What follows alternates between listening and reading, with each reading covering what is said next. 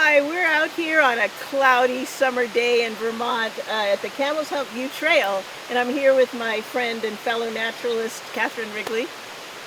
Hey, thanks for inviting me out here with you.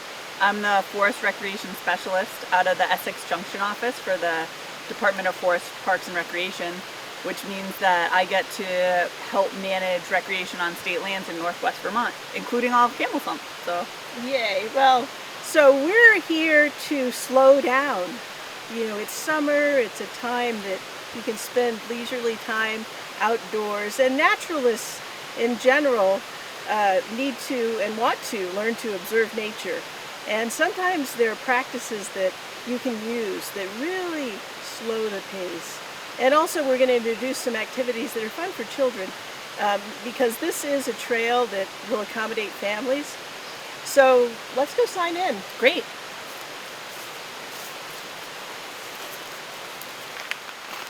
Please sign in. So this is where our register box is, which we have at most trailheads in our district. And we ask people to just flip this down and sign in. This trail is open to hiking and skiing, obviously not the skiing in the summer, but and then it's closed to a variety of other uses. And whenever you go to a trail, it's always important to make sure that your use for the day matches up with what's allowed on the trail. So I'm just going to sign in. You just open this little sign-in box, and then there's usually a bunch of sheets and a pencil.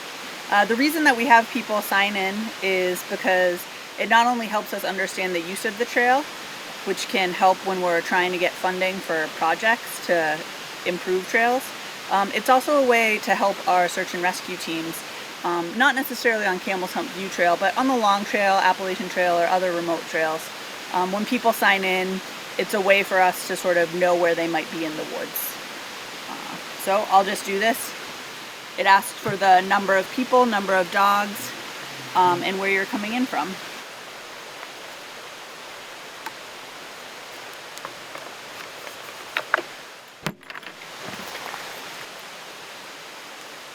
So Kathryn, we just left the parking lot and we've already found a cellar hole. Like the action starts immediately at this trail. Totally. So I noticed that back wall, the stones look quarried and very well placed, and this cellar hole is quite large, so this family had some means, even though we feel like this is pretty marginal farmland. Definitely. But then the land transferred from these farming family or families to the Lewis family. Yep. Yes, the Lewis family, and the Lewis family sold it to the state in the 70s to help provide access to another portion of Camel's Hump State Park for the state, which was really helpful, and also, you know, grew the state park, which is one of the largest. Yay! Thank you. Yeah. I'm really excited to be here. Let's go look some more. Lots of ferns. So what do we know about this wall? Well, we know broad things, like in Vermont there were a lot of people farming in the 1800s and early 1900s in maybe less than ideal locations. So we do find a lot of old stone walls and things like this. And I was able to look into the records of this particular location and did find that there was a barn and a house around this area, sort of in between these two parking lots. So we're in a structure, we're in a cellar hole. Yeah. Really, that parallels the road, and it's this rectangular shape like you were describing, and we think this is the back wall of the building. And then over to this other side, we found this area that looked dug and lined with stones, like it might be a source of water. Yeah. So I'm thinking there might be seeps coming down off the hillside that they were using for water. The water that you mentioned makes a lot of sense with the trail construction as well, because there's a lot of culverts and ditching, because we had to move a lot of water around, or ensure that we didn't move it around, but we ensured that it could flow through in a natural way, which aligns with the idea that there's a lot of seeps, etc., that might fill a spring. Might fill up with this, place where they were getting their water for drinking and other things. Wow. So Kathryn, here's what I was noticing in here is this, what looks like a spring that they, rocked in and used to collect water. And you know, at the time that they were here, I'm sure this was cleaned out and a little deeper and full of water. Very cool.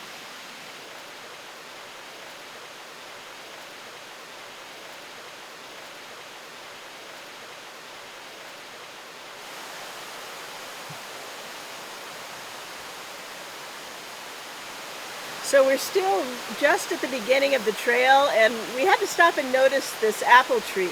It tells us that we know that it's associated with the homestead that we looked at earlier because it wouldn't grow here on its own. It has to be planted or the descendant of a planted apple tree, because apple trees are just not native anywhere in Vermont, but they certainly wouldn't grow on their own here this high in elevation. So, Kathryn, how do you recognize an apple tree in these kinds of places? They always just sort of stick out to me as looking a little different than all the other trees that we'll see today. They tend to be a little shorter, and they kind of have this like bent frame, and it looks to me like they're kind of like hugging towards the ground. I realize that doesn't address what their leaves might look like, but just as sort of a visual cue for me, that works. It's the silhouette. The Sort of silhouette, how they yeah. show up in the forest, and the fact that they never get up in the canopy, and occasionally they'll have apples on them, but I don't see them on this tree. So let's head into the woods and see what other things we see. Great.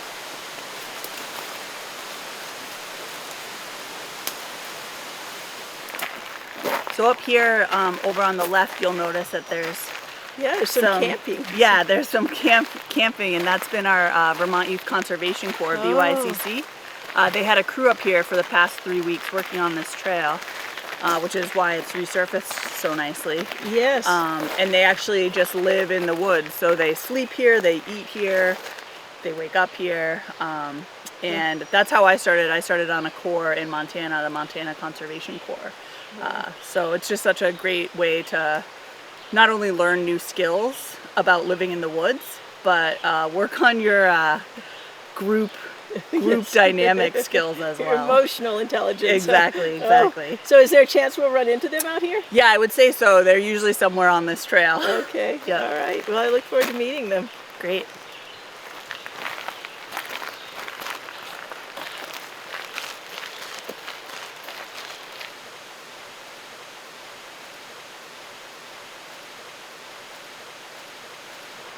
So, Kathryn, what's going on in here? I don't know, but it looks pretty messy. It sure does. I bet that there are some clues in this mess. Yeah, there is a mess here. What are you seeing? Well, I'm seeing a lot of down trees, and they're all look like they're in different directions. Yeah, and then this one, this aspen, just Yeah. broke, 30 feet up, and the top came down. And that snag will be a standing snag soon, that woodpeckers and flying squirrels and other cavity nesters would love. So no one's going to come out here and clean up this mess, right? Oh, no. We, messy woods are happy woods. I like that. Yeah. Yeah, so we like this woody debris on the ground. It invites fungal relationships and insects and other things. And also these deadfalls often create natural deer exposures, and we know that we have kind of a high population of deer right now in Vermont, and we don't want them munching down all the understory. So it's nice to make it a little difficult sometimes for them to move through the woods. Definitely. So what do you think would cause a pattern like this? Well, one of the most common disturbances in New England is wind. That makes sense. Yeah. So So- I would guess wind, and the way these are all spread out seems like it might have been coming like a little shoot down. Like a downdraft, just Yeah. like a downburst, and then phew, everything sort of hit the ground.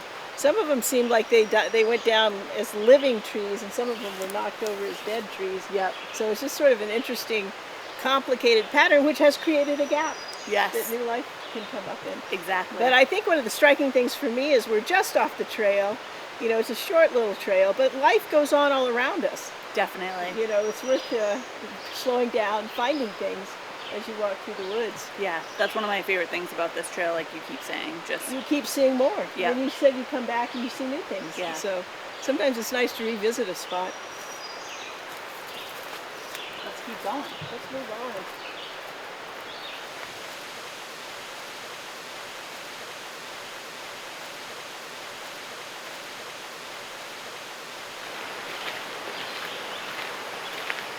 nice bench. Oh yeah, I love a good bench.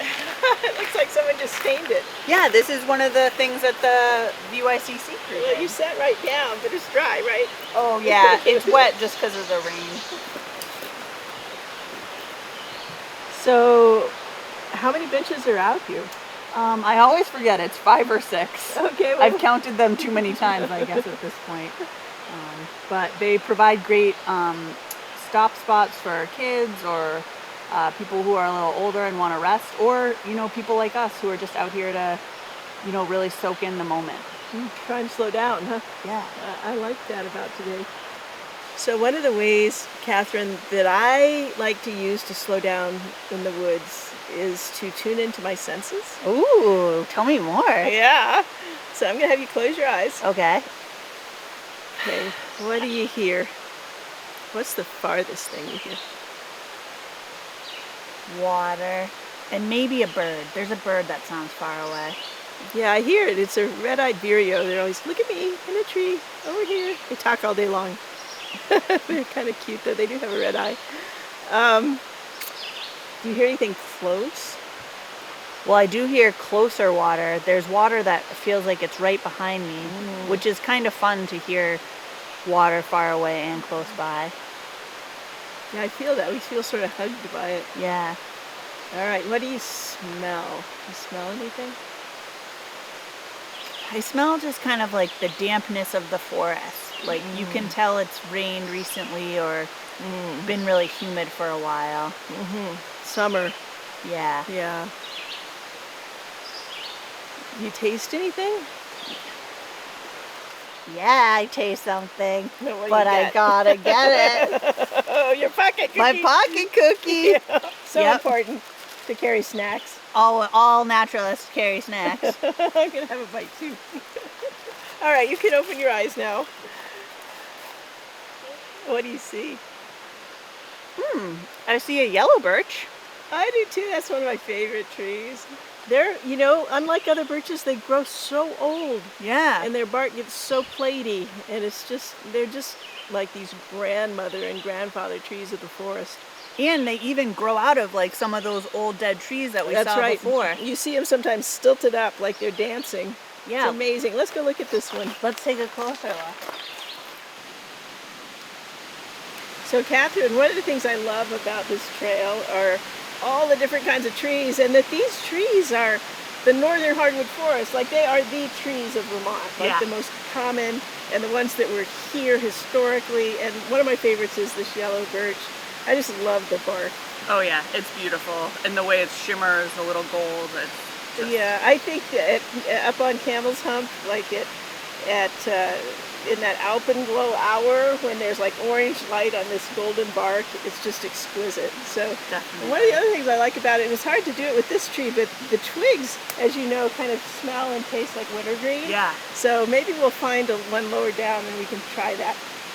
That sounds great.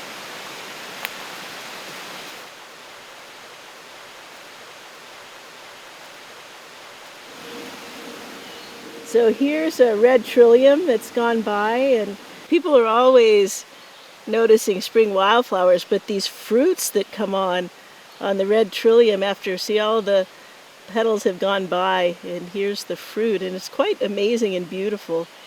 It's worth noticing what becomes of the flowers after they've gone by. So speaking of wildflowers that have gone to fruit, we found this blue bead lily. And here are the younger fruits, and here's the one that's turned completely blue. And this one's quite pretty, the one that's half blue as it starts to ripen. These flowers in the spring are blue lily, they're yellow lily flowers that hang down. And the leaves are quite sturdy looking. They're kind of almost leathery looking. And they're a fairly common understory plant in these northern hardwood forests.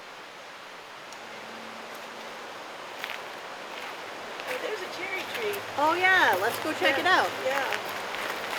Well, you don't see these every day. No, you don't. Especially ones that are this big. Especially one this big. So Kathryn, here's a beautiful black cherry. I love big it. old black cherry tree. Yeah. Looks almost like it's two trees grown together, but I I think it's one tree with two big trunks. Yeah, that's what I think too. Yeah. So these trees, you don't see them as often in Vermont woods because they were so valuable. Yep. What did people use the cherry wood for? All sorts of things, but it looks really beautiful. So it's often used in maybe inside finishes for homes or tables or things like that, where you're gonna really see the hue of the wood. Because it's a rich red brown. Yeah. It's just beautiful. And the heartwood sometimes, or parts of it sometimes are blonder. Exactly. But it's just a gorgeous wood. And then I always loved it because in dendrology in undergrad, we learned it as having potato chip bark. And for some reason, that's just one of those things that stuck with me so vividly that it does. It looks like burnt potato chips. Yeah. Like you left them in the fryer a little too long. Huh? Yeah. And the fruit itself is great food for wildlife. Like they're cherries. Yeah. Really. And I know people sometimes use them for preserves, for jams and jellies, but the wildlife, birds especially, flock to them. And sometimes you see along old stone walls in the woods, you'll see a row of cherries. Yeah. And it's from the birds all sitting on the wall and dropping the pits. So fun. It's so cool. Definitely. Well, let's walk on and see what we see next.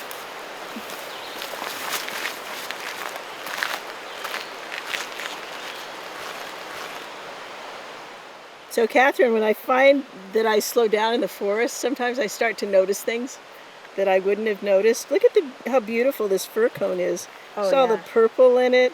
Something's been chewing on it. I bet a squirrel's been trying to eat the seeds out of it.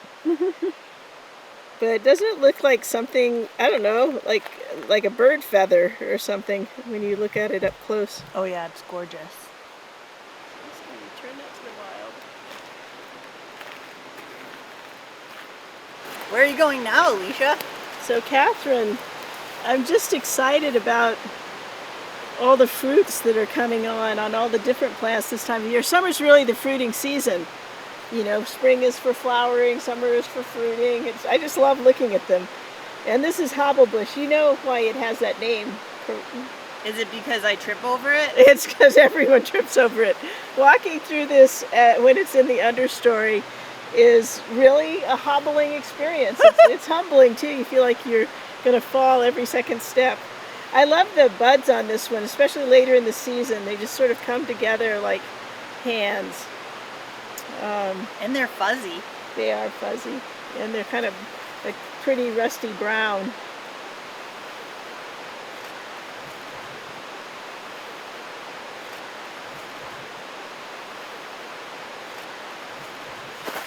So Kathryn, is this your crew?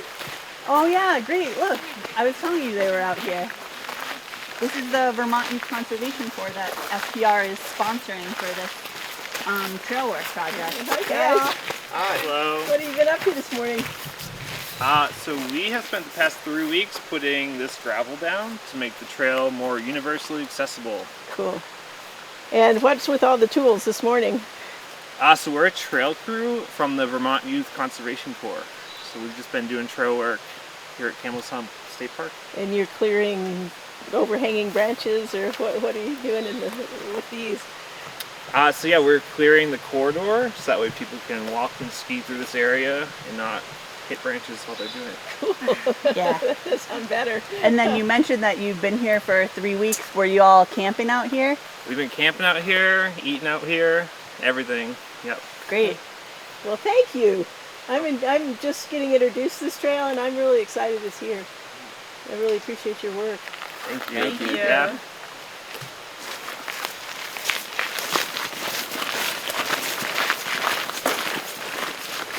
Excellent.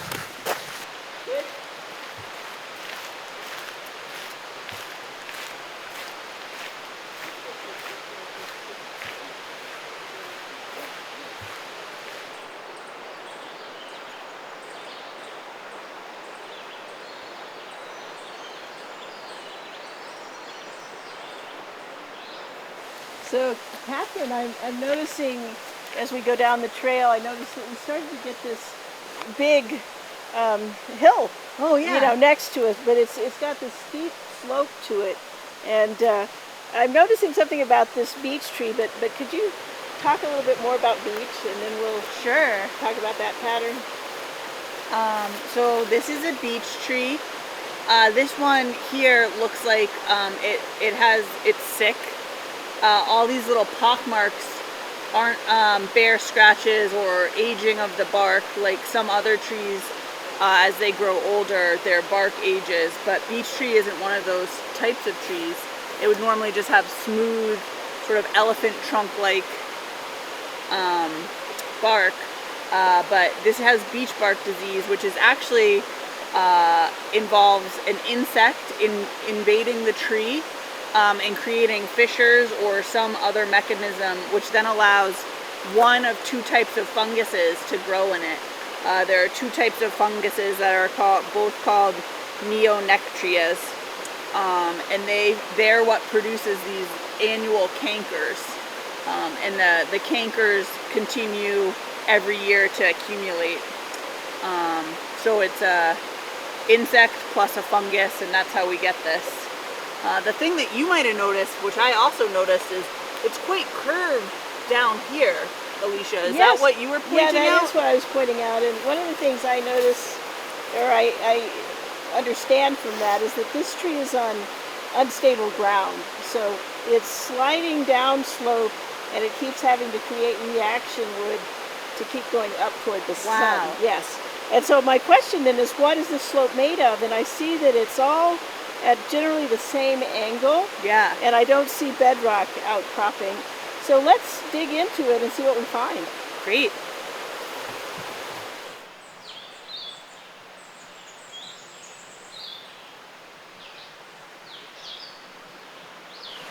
So Kathryn, I'm digging around down here, and all I'm getting is organic matter. It seems like really deep organic matter. Do you mind putting your hand in there in that hole under the roots to see what you find? It looks promising up here, Alicia. Luckily, oh God, I hope that's not a spider. Woo! Oh, what is that? I'll bring it down to you. Oh man, it's kind of what we thought.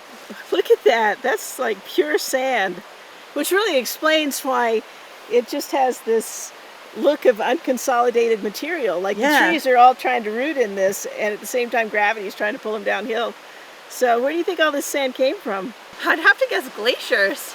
I think that's exactly the right guess. I mean, there is a lot of sand here. So much.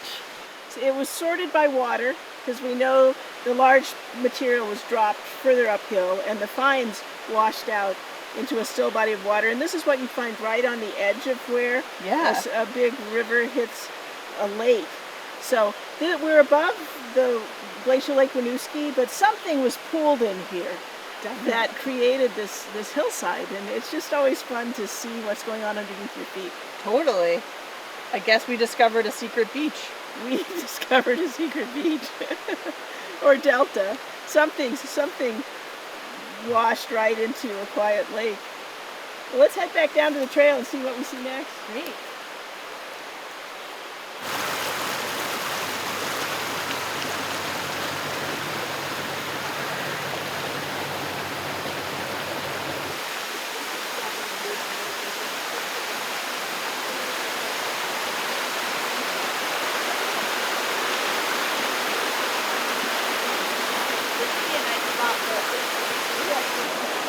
It's like chaos. It's like bounded and rhythmic, but not predictable, you know?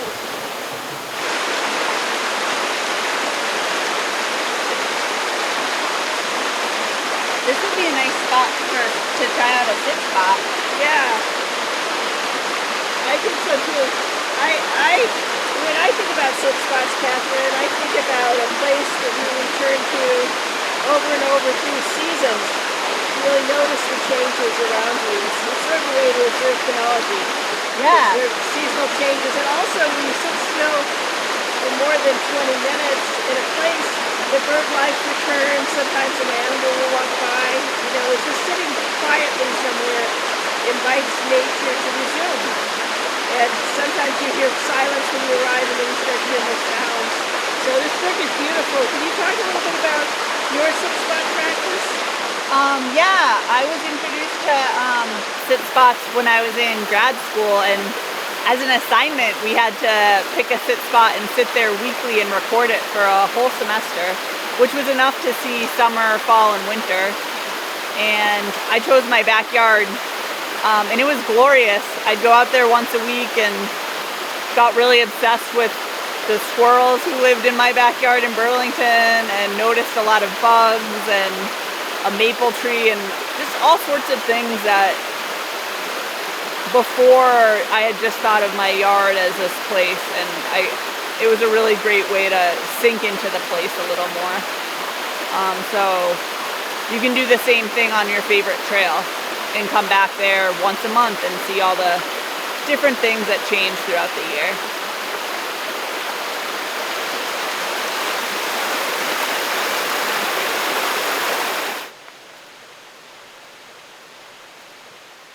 So Kathryn, we've turned the corner and we're heading back to where we started, and we're halfway through our walk on this trail, and I noticed that we've come into this sea of ferns. There's just so many of them, and I don't know all the ferns, but there's some that are pretty recognizable, pretty easy to identify, and so let's focus on a few of those. So I'm gonna go start with this one, which is one of my favorites. This is, you know this one, Kathryn. Yeah, it's one of my favorites too, royal fern. Royal fern.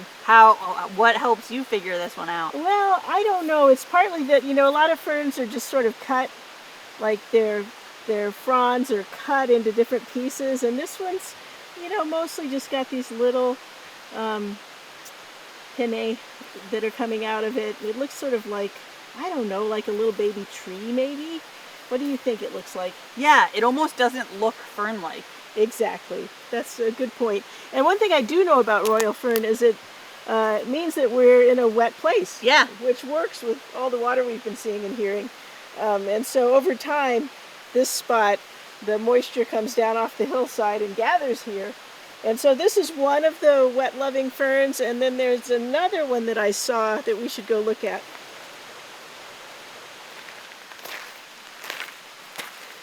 So here's another beautiful fern that I think is fairly easy to recognize.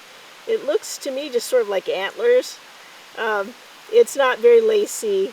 It's a fern that does mean that there is moisture here. It's called sensitive fern, and the sensitive part comes from the fact that when the first frosts come, it dies back. So, and its spores are on a separate fertile frond. I'm not seeing those at the moment, but often when like if you came in here skiing in the winter, you might see those sticking up through the snow, and you know I'm in a wet place. Totally. So here's another fern. This one's called Bracken Fern, and I can recognize it because it comes up on a single stalk and then it goes out into three parts. I don't think of it as a wetland fern as the other two are. I think of it being associated with blueberries and other things that are in sandy soils. But here it is, and it is an easy one to learn. So another fern that we find in wet places, like this spot that we're in right now, is this interrupted fern. And it's called that because the frond has the spores in the middle of it. So this isn't a dead part. This is actually the part that's fertile and that is its reproductive parts. So if you think about it, here's the blade of the fern, and it's interrupted by this darker part that's full of spores.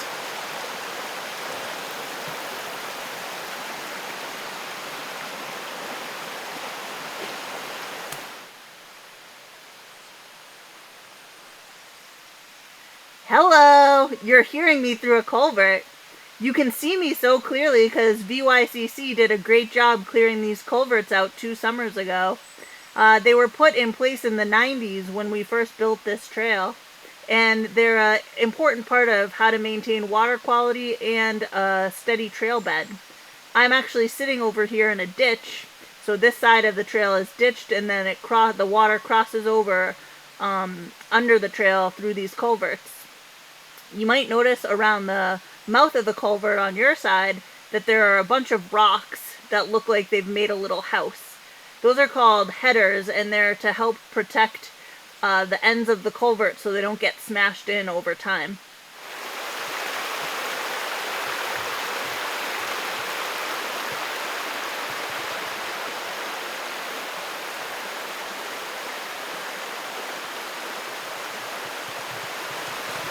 So just off the trail, we found another interesting forest dweller.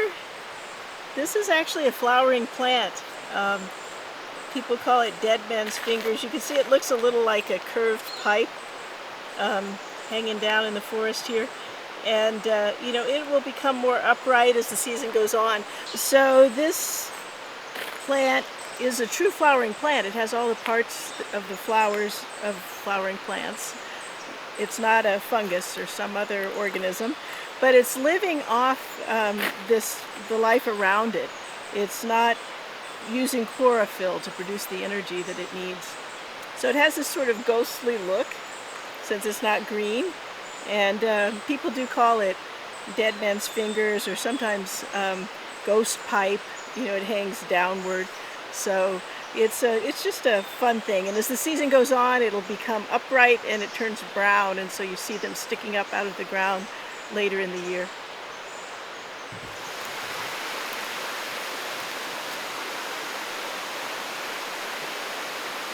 Sometimes when I want to slow down in the woods and feel grounded and connected to the place that I'm in, I just put my hands on an old tree. And hemlocks are so old and they grow so slowly and they're so patient.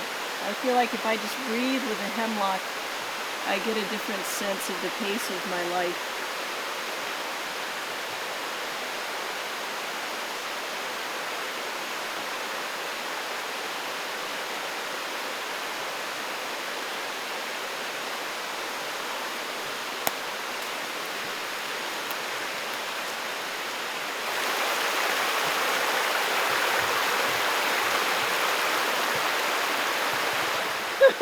Oh, we didn't pass the... No, we're still going. Okay. It's up here. Okay, we have another place we need to stop. Very exciting spot. So Kathryn, this is a boulder. Like this rock is not bedrock that's outcropping in place. Right. Right. But I do think this is the rock that surrounds us. I think this is what makes up Camel's Hump. Oh, neat. Yeah, and what color would you describe this rock? It's like a gray-green type of color. I agree. Gray-green, greenish-gray. It's got green in it. Yeah. And it's schist, so this rock formed as a mudstone, as fine sediments at the bottom of an ancient ocean. Ooh. And then as the continents came together and collided, those sediments were turned into rock and shoved up into the Green Mountains that, you know, we have today in what's called an anticline. And you can see evidence of that shoving in this foliation. You can see folds in this rock. Wow. Yeah, so this is super cool, and I'm glad we came across it. You were saying earlier your niece would love this rock. Oh yeah, they like to scramble onto things. Onto things. So Yeah. this is just the right rock scrambling size for a 5-year-old. Definitely. So another reason this is a family-friendly trail. Yeah, things for your kids to explore. Exactly. Well, let's head on and see what we see next. Excellent.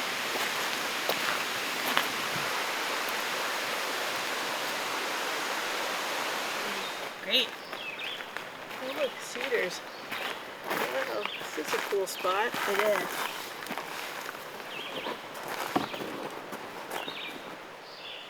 So, Kathryn, I know you're familiar with this book. It's called A Trail Through Leaves. Mm-hmm. And it has one of my favorite activities to do outside. Again, just to kind of slow down and notice things. Yeah. So I know you've made event maps. In fact, we have a reveal later. But what I wanted to just say is this, that Hannah Hinchman describes clearly what her idea of an event map is.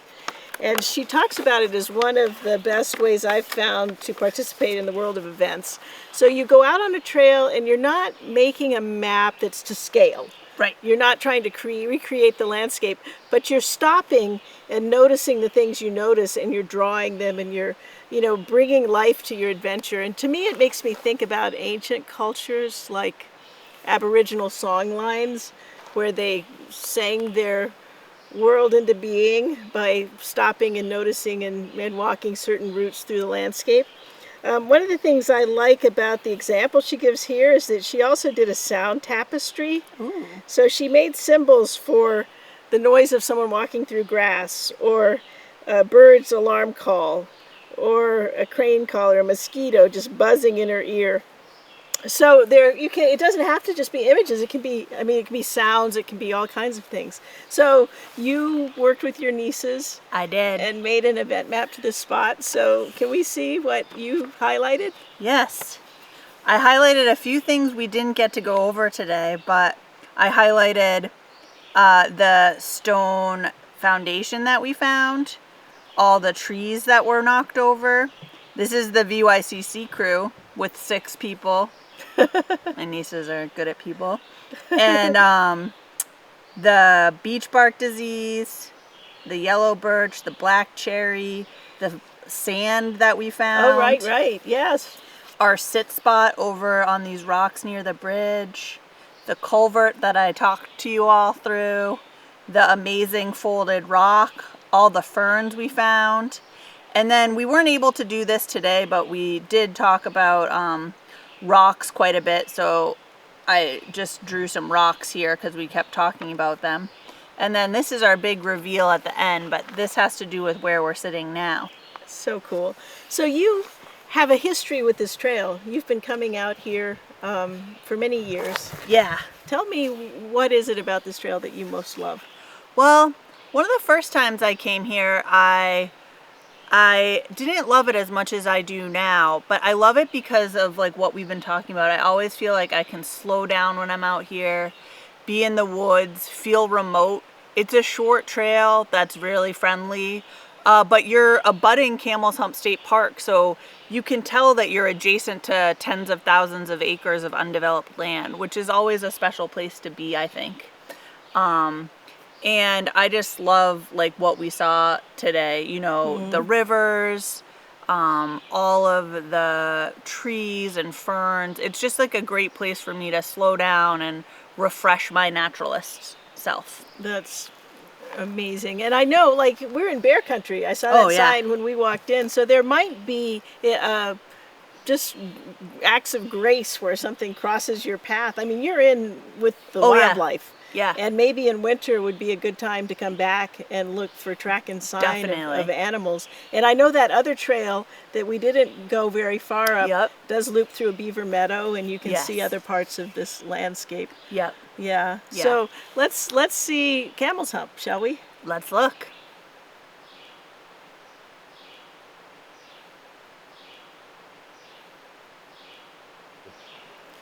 Thank you for joining us on another Vermont Master Naturalist hike. And Kathryn, thank you for joining us too. Definitely. We've known each other a long time. Yeah, we have. 8 years? Mm-hmm. Yep. Time flies when you're having fun. Yeah. It's been great to be out here with all of you. And Kathryn, should we meet up on top of Camel's Hump next time? Yeah, I think that would be a fun idea. Maybe we'll head there in the winter. Excellent. So join us next time for another adventure